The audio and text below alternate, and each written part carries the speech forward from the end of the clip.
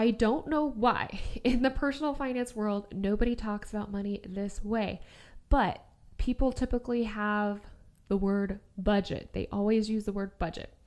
When setting up my money in life, the framework that I use is I use financial statements. I freaking love financial statements. This is what the Fortune 500, like billion-dollar companies use to manage the money.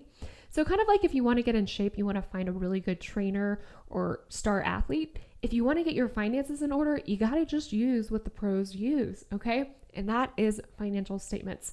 They help you really get a feel for where you stand with your money and your life. In short, a balance sheet is your snapshot of where you stand in your net worth tracker. Your income statement is where you forecast your income and expenses. You create a budget that you can automate for the rest of the year. Your statement of cash flow shows the inflows and outflows in a month.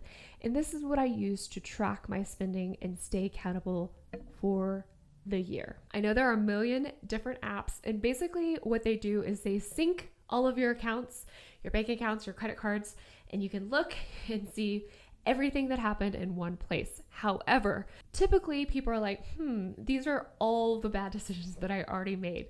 There is no big picture. There is no forecasting. Checking your balances on the regular is not really super helpful.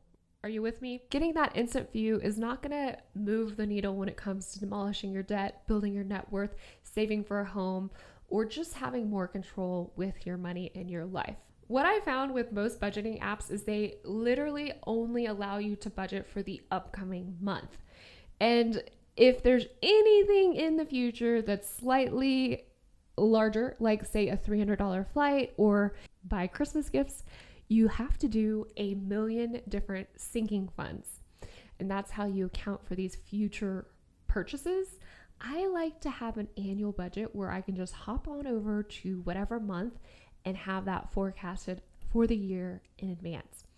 So I think you'll love this system as well. I found that there are often like budget spreadsheets, and then there's a separate debt calculator, and then a net track calculator, and then a home ownership affordability calculator, and then a investing calculator.